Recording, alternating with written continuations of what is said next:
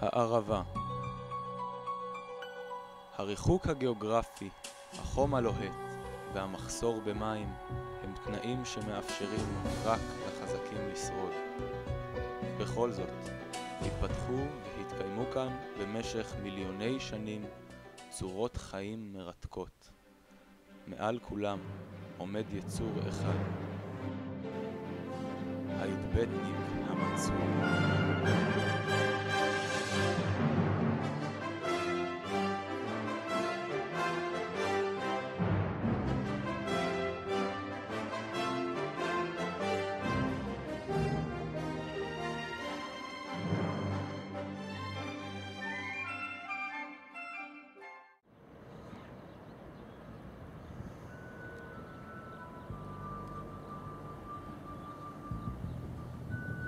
טוב, אנחנו פה נמצאים במעלה שחרות, ממלכתו של היודבטניק המצוי. בואו אחריי. ננסה ללמוד קצת מקרוב על היודבטניק המצוי ולהבין אותו. שמורה שבה היודבטניק המצוי מתגורר ושולט בה, הארמון. בואו שימו לב, הטבע פה, חוקי הטבע חלים על המקום, והיודבטניק הוא יצור שליט.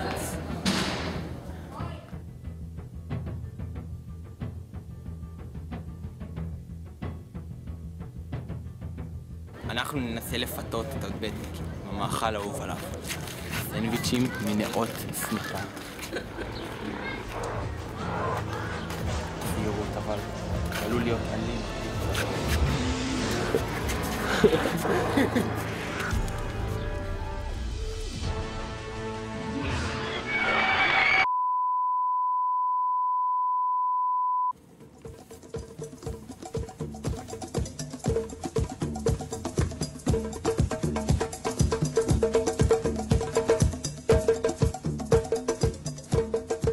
ראו, שבט המב"ר.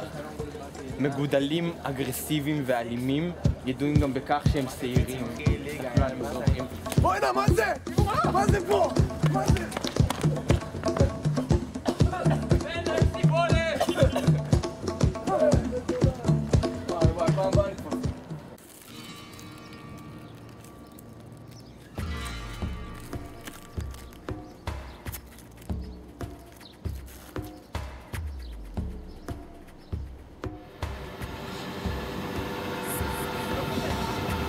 נראה לי שהם מעשנים פה. שימו לב, מחששה. סביבת המחיה של שבט המשולבת. הם ידועים באינטליגנציה לקויה. מה שהם בעיקר עושים זה לשבת ולעשן את הטבק המובחר שהם מגדלים במו ידם.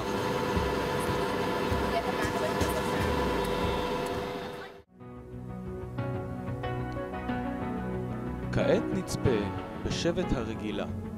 שבט הרגילה ידועים כמפותחים ואינטליגנטים ביותר, והם נוהגים לשבת בכיתה וללמוד.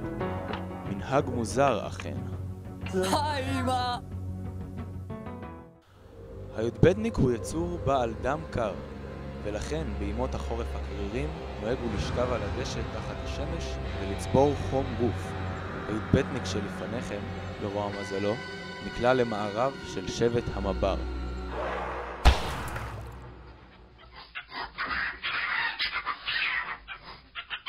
כמו שכבר סיפרנו, ליודבטניק יש דם חם, ולכן בקיץ יש לו דרך מאוד מיוחדת להתקרר.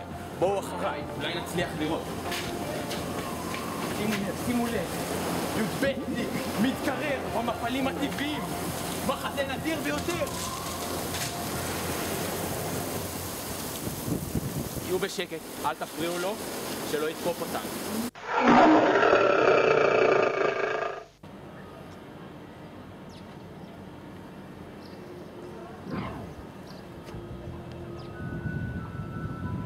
כפי שניתן לראות, היודבטניק הוא חיית לילה. מסתובב בלילות ועושה את רוב פעילותו בשעות המאוחרות של הלילה.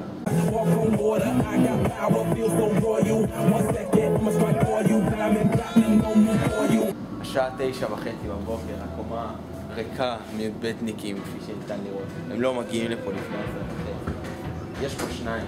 ניתן לצפות ולראות את השפעות הלילה. מה עוד כתוב כאן? די הגיוני. ככלל, הי"בניק הוא יצור עייף וקשה לו להחזיק מעמד בשעות היממה.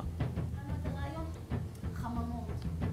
הוא משתמש בקפאין, אחד מאבות המזון שלו, כדי לשרוד.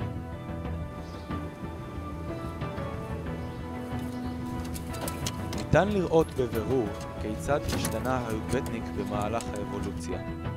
למשל, נפטר משק הבד שעל גבו לאחר שלא היה זקוק לו יותר. יאללה יאור, תראה את הגזר כבר.